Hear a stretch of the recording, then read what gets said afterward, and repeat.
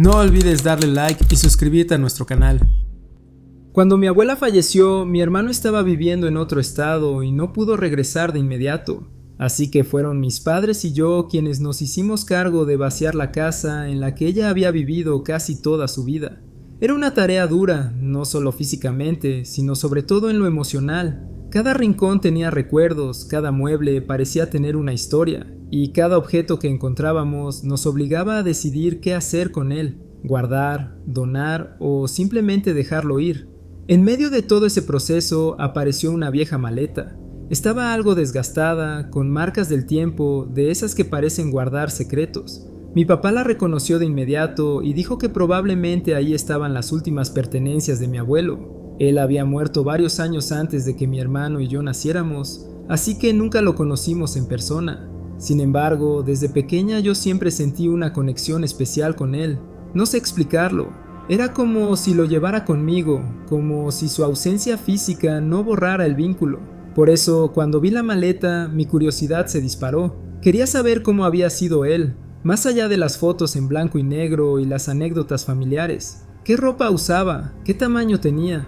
Incluso me preguntaba algo tan íntimo y extraño como ¿a qué olería su ropa? ¿Quedaría algo de su esencia guardada ahí, entre las fibras del tiempo? El problema fue que la maleta estaba cerrada con llave. Mi papá dijo que buscaría la llave en algún cajón perdido, pero nunca lo hizo. Al final, cansados de tanto trabajo, simplemente metimos la maleta debajo de la cama y la olvidamos. Pasaron los años. Yo seguí viviendo en la casa de mi abuela y, en una de esas limpiezas profundas que uno hace de vez en cuando, volví a toparme con la maleta. La vi y sentí un cosquilleo de emoción. El misterio seguía intacto, seguía cerrada. Para entonces mi hermano ya se había metido un poco en el mundo de la cerrajería por hobby, así que le mandé un mensaje y le pregunté si quería intentar abrirla. Me respondió que sí, que con gusto lo intentaría la próxima vez que viniera de visita. Yo mismo había probado varias veces con horquillas, con pequeños trucos que encontraba en internet, pero nada funcionaba. Esa maleta parecía resistirse a ser abierta, como si de verdad quisiera guardar su secreto. Finalmente, mi hermano vino de visita.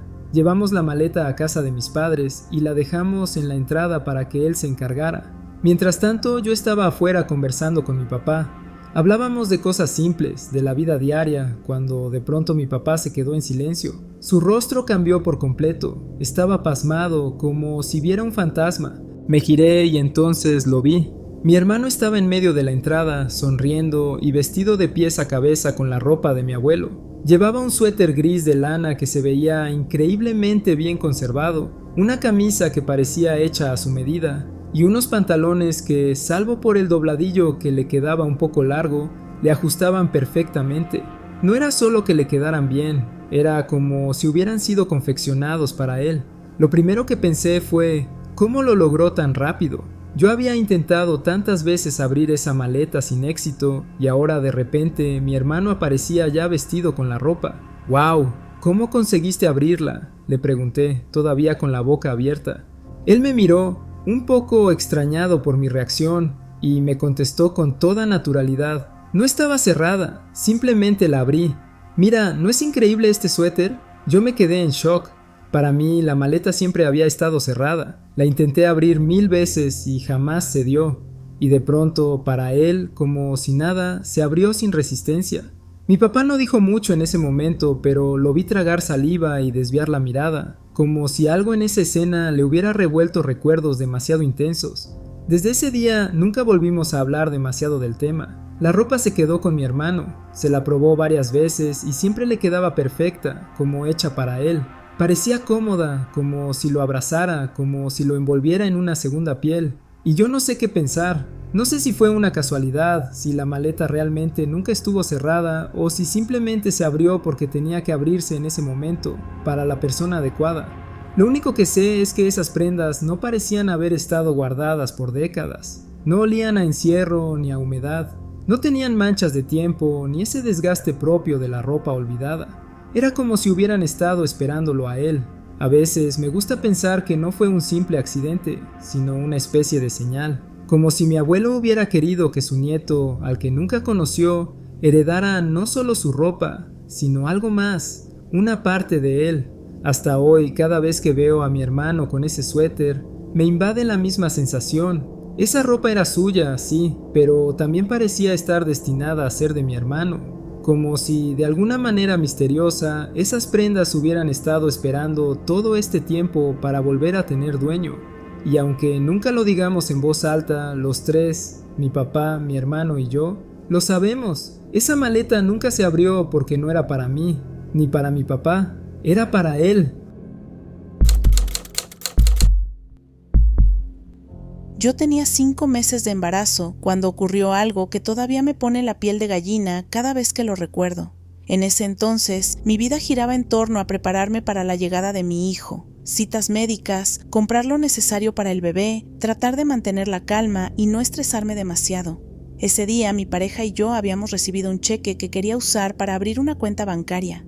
Me sentía emocionada porque era como dar un paso más hacia la estabilidad que necesitábamos. Fuimos al banco con la idea de resolverlo rápido y luego comer en el Denny's, que estaba justo al lado. Me acuerdo de que ya me había imaginado qué pediría.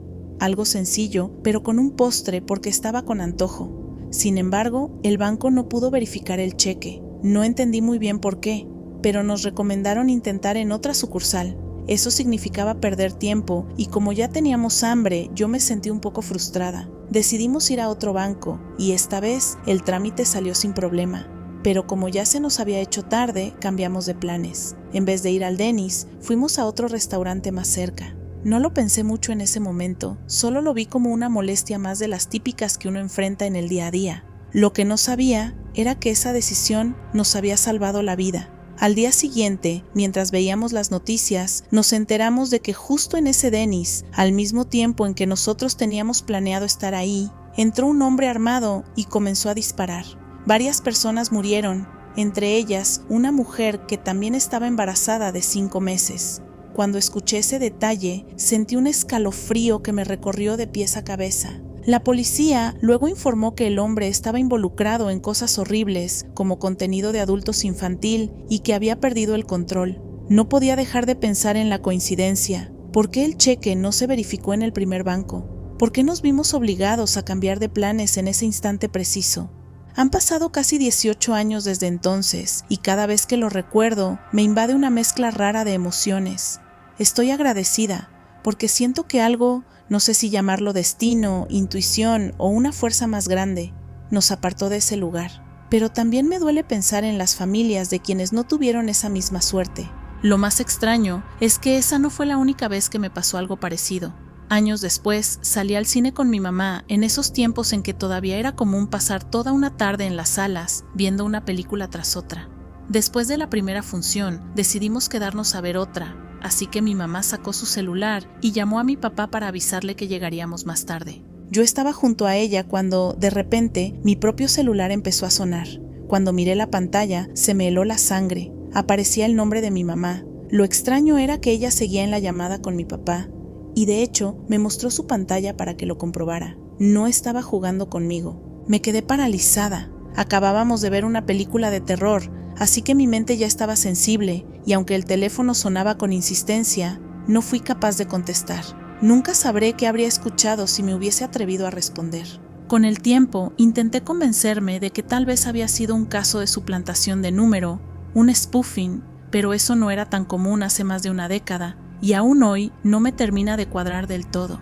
A veces pienso que esos dos momentos de mi vida, el del Denny's y el de la llamada imposible, están conectados de alguna forma, como si hubiera algo más allá de lo que podemos entender, moviendo hilos invisibles, advirtiéndonos, protegiéndonos o quizás simplemente jugando con nosotros. No sé qué fue realmente, solo sé que, gracias a esa extraña cadena de sucesos, estoy aquí para contarlo, y que mi hijo, el mismo que llevaba en el vientre aquel día, también está vivo.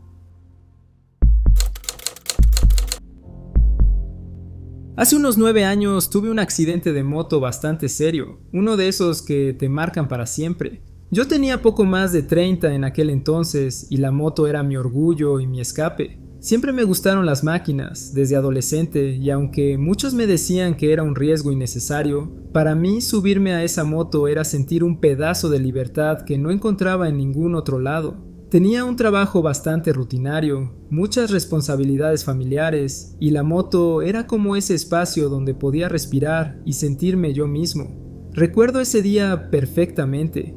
Era una tarde tranquila, nada que hiciera presagiar lo que vendría. Había salido a realizar un par de mandados y estaba regresando a casa. Iba con el casco puesto, la chaqueta de cuero y todo el equipo, porque siempre fui cuidadoso en ese sentido.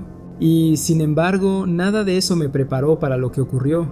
Llegando a una intersección, una señora salió de repente en su camioneta. No la vi hasta que estuvo demasiado cerca. No hubo tiempo para esquivar, y en ese segundo mi mente entró en un estado extraño, como si el mundo se ralentizara. Sentí una descarga de adrenalina brutal. Todo se volvió nítido, cada detalle. La textura del asfalto, el reflejo del sol en el parabrisas, el sonido de mi propia respiración dentro del casco. Evalué mis opciones en un instante, aunque sabía que no había muchas. Pero aquí es donde ocurre lo realmente inexplicable. Hubo un momento, y lo recuerdo como si lo estuviera viendo ahora mismo, en que el tiempo simplemente se detuvo. No hablo de que fuera lento, hablo de que se congeló. Todo quedó suspendido en el aire, inmóvil. Y en ese silencio absoluto, frente a mí, en medio del camino entre mi moto y la camioneta, aparecieron dos hombres. Estaban vestidos con trajes negros, impecables, con sombreros de ala corta como sacados de los años 50. Parecían fuera de lugar, como si hubieran salido de una película antigua y hubieran sido insertados en mi accidente. Los dos me miraban fijamente, serenos, sin miedo ni sorpresa.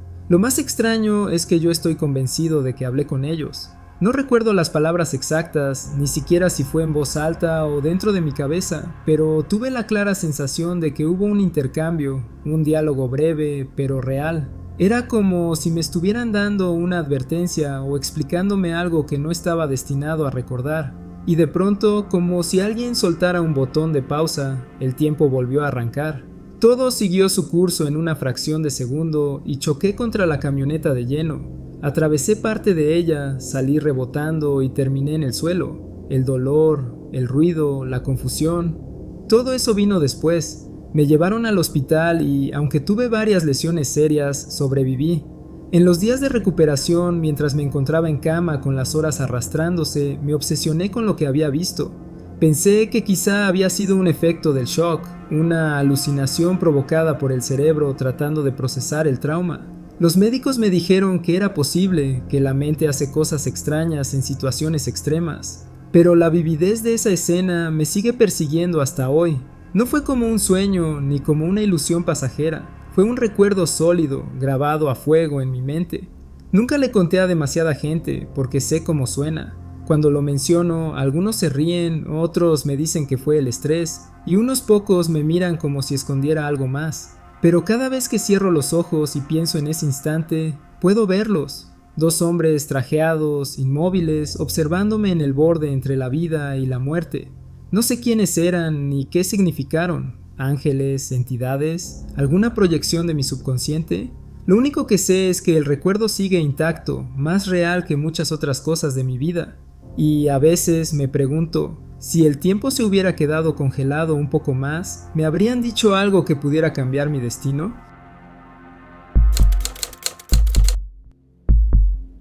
Siempre he sido una persona bastante racional, de esas que buscan una explicación lógica antes de aceptar cualquier cosa rara. Pero lo que me pasó con mi mamá hace 1 año y medio todavía me deja pensando en que, tal vez, existe un lazo entre nosotras que no entiendo del todo. Era una madrugada común, creo que era un martes. Dormía profundamente cuando de pronto me despertó un dolor extraño, como un ardor intenso en el pecho. Nunca había sentido algo así. Mi primer pensamiento fue que era acidez estomacal, aunque jamás en mi vida había sufrido de eso. Eran las 2:30 de la mañana. Me levanté, fui a la cocina medio dormida, tomé agua y hasta agarré un par de Tums de mi esposo. Con eso, pensé que se me pasaría y regresé a la cama intentando convencerme de que era solo una mala digestión. A la mañana siguiente, alrededor de las 7:30, mi teléfono sonó. Era mi papá. Contesté medio adormilada, pero en cuanto escuché su voz, supe que algo grave pasaba. Me dijo que mi mamá había tenido un ataque al corazón durante la noche y que estaban en el hospital. Se me heló la sangre. Mientras él hablaba, yo recordé el ardor en mi pecho a las 2:30, justo a la misma hora en la que ella había sentido molestias. Después, cuando pude hablar directamente con ella, me confesó que no quiso despertar a mi papá a esa hora, porque no quería alarmarlo por nada. Se aguantó el dolor durante horas hasta que alrededor de las 6 de la mañana su brazo izquierdo empezó a entumecerse y el dolor en el pecho se hizo insoportable. Ahí recién lo despertó y juntos fueron a urgencias. Si hubieran tardado un poco más, quizá no lo hubiera contado. Gracias a Dios, llegó a tiempo y logró superar su primer infarto. Un año más tarde, cuando ya habíamos dejado atrás esa pesadilla, volvió a pasarme lo mismo. Era otra madrugada cualquiera y de nuevo, sin razón aparente, me despertó ese mismo ardor punzante en el pecho. Otra vez fui a la cocina, bebí agua, tomé Tums y me volví a acostar, aunque esta vez con un nudo en el estómago. Ya no podía creer que fuera coincidencia, y como si el destino quisiera confirmármelo, esa misma mañana volvió a sonar el teléfono. Otra vez mi papá, otra vez su voz temblorosa, otra vez la noticia. Mi mamá estaba en el hospital, había sufrido un segundo infarto durante la madrugada. Esa vez casi me desmorono. No podía creer que mi cuerpo hubiera reaccionado, como si de alguna manera estuviera sintiendo lo que ella vivía a kilómetros de distancia. Cuando la vi en la cama del hospital, pálida pero consciente, no supe si abrazarla con todas mis fuerzas o llorar hasta quedarme vacía. Solo recuerdo haberle tomado la mano y decirle que no la iba a dejar, que la necesitaba aquí conmigo. Hoy, cada vez que me despierto de madrugada, me paraliza el miedo. Pienso que si vuelvo a sentir ese ardor en el pecho, lo primero que haré será llamar a mi mamá, sin importar la hora. No pienso arriesgarme a ignorar lo que ya ocurrió 2 veces. A veces me pregunto si es algo psicológico, si mi subconsciente está más alerta de lo que imagino. Pero hay algo dentro de mí que me dice que no fue casualidad, como si hubiera un hilo invisible que conecta mi cuerpo con el de ella. Un aviso silencioso que me despierta cuando su vida corre peligro. Y aunque agradezco que haya sobrevivido a los 2 infartos, vivo con el temor de que un día ese ardor en mi pecho sea la señal de que ella no logrará llegar al hospital. Ese pensamiento me acompaña siempre, como una sombra. Lo único que me consuela es la certeza de que, de alguna manera, estoy ligada a ella más allá de lo físico. Y aunque me aterre la idea de volver a sentirlo, también me da la esperanza de que quizá, si vuelve a pasar, ese extraño lazo pueda ayudarme a salvarla otra vez. Siempre me he reído de mí mismo diciendo que soy un poquito psíquico. En realidad lo digo más como broma que como algo serio, porque en el fondo me gustaría que fuera cierto. La idea de poder leer la mente o intuir cosas ocultas siempre me ha parecido fascinante, pero hasta ese día nunca había pasado nada que me hiciera pensar que había algo de verdad detrás de mis bromas. Esto ocurrió hace aproximadamente 1 año. Una noche, un grupo de amigos y yo decidimos salir a un bar que quedaba en una de esas calles donde siempre hay ruido, luces de neón y gente caminando de un lado a otro. El plan era sencillo: beber, reírnos y olvidarnos de la rutina de la semana. Yo me dejé llevar y tomé varios tragos de ron, lo suficiente para sentirme relajado y con ese puntito de atrevimiento que normalmente no tengo cuando estoy sobrio. En algún momento de la noche empecé a platicar con una de las chicas que trabajaba en el bar. No era mesera, sino más bien alguien que se movía de mesa en mesa ayudando a organizar pedidos, recogiendo vasos y manteniendo todo bajo control. Era simpática, sonriente y tenía ese aire ligero que te hacía querer seguirle la plática. Y como yo llevaba ya unos cuantos tragos encima, se me ocurrió la ocurrencia de ofrecerle leerle la mano. No porque yo supiera hacerlo de verdad, sino porque quería un pretexto para conversar con ella. Ella se rió, me extendió la mano y me siguió la corriente. Mientras le inventaba cosas entre risas y bromas, de pronto sentí algo raro. No fue como un pensamiento propio, sino como una presión en el pecho y una urgencia tremenda de decirle algo muy específico. Sin pensar demasiado, abrí la boca y le solté que, después de la muerte de una mujer mayor en su familia, había un collar que debía ser para ella, pero que otra persona lo había tomado. Le dije que necesitaba soltar esa rabia, que ese collar no era lo importante, que lo que realmente valía eran los recuerdos y los momentos que había vivido con esa mujer. En cuanto terminé de hablar, noté que su expresión cambió por completo. Se le llenaron los ojos de lágrimas, bajó la cabeza y trató de sonreír, pero estaba claramente conmovida. Me explicó que hacía un tiempo su abuela había fallecido y que entre las cosas que iban a repartirse entre la familia estaba una cadena con el anillo de bodas de su abuelo, también fallecido. Esa cadena estaba destinada a ser suya, pero un primo la reclamó y nunca se la devolvió. Ella me dijo que aquello le había dolido mucho, que había sentido una especie de vacío por no poder conservar ese recuerdo físico. Yo me quedé helado. En parte me dio gusto haberle dicho algo que le sirvió de alivio, pero al mismo tiempo me sentí demasiado extraño. No sabía si lo que había dicho había sido un golpe de suerte, si mi subconsciente había leído alguna señal en su manera de hablar o si de verdad había sido algo más, algo inexplicable. El ambiente de juego y risas se rompió de golpe. Ella me agradeció, con lágrimas en los ojos, y yo lo único que pude hacer fue sonreír torpemente, decirle que todo estaría bien y excusarme para irme. Salí del bar esa noche con una sensación rarísima. Caminé solo un par de cuadras hasta que encontré un taxi, y todo el trayecto de regreso a casa me la pasé dándole vueltas a lo que había pasado. Nunca en mi vida me había salido algo así, y tampoco ha vuelto a repetirse desde entonces. Quizás fue solo suerte, un cold reading, como dicen, una especie de acierto fortuito que sonó demasiado exacto, pero en mi interior hay una parte que no puede dejar de preguntarse si realmente toqué algo más profundo. Hasta el día de hoy sigo recordando esa noche y todavía me pone la piel de gallina. Una vez me pasó algo en el transporte público que hasta el día de hoy no logro sacarme de la cabeza. Era una mañana cualquiera de camino a la universidad, uno de esos días en los que vas medio dormida, con los audífonos puestos y tratando de no pensar demasiado en la rutina que te espera. Yo siempre he sido de fijarme en la gente a mi alrededor. Me gusta observar mientras viajo, así que cuando subí al autobús no hice nada fuera de lo normal. Busqué asiento y me acomodé. Lo curioso es que ese día el único asiento libre estaba justo frente a una chica. A simple vista, lo primero que pensé fue, tiene como mi estatura y un cuerpo muy parecido al mío. No me sorprendió tanto porque soy una mujer más bien alta y con un marco un poco más ancho que el promedio, así que cuando alguien se parece físicamente a mí no me parece tan extraño. Pero había algo en ella que me hizo mirar un poco más. Tenía el cabello exactamente del mismo tono que el mío, incluso el corte y el largo coincidían. Eso ya me empezó a parecer raro, porque no es tan común que alguien lo tenga igual en todo: color, caída y forma. Al principio lo dejé pasar, pensando que quizá eran solo mis ganas de encontrar coincidencias donde no las había. Ella estaba sentada con la cabeza agachada, mirando hacia abajo, como quien revisa el celular o simplemente evita contacto visual. Yo aproveché el tiempo para distraerme con mi música, pero mi curiosidad podía más, así que volví a observarla de reojo. De repente, sonó el timbre que avisa la próxima parada y fue justo en ese instante cuando levantó la cabeza. Sentí que el estómago se me encogía. No lo podía creer. Tenía mi cara.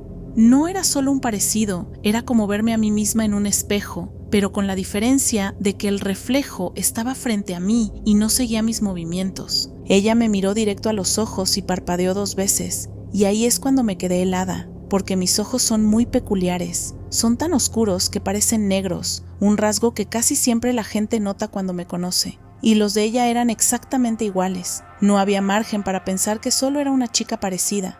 Era yo. Antes de que pudiera reaccionar, se levantó con calma y bajó del autobús.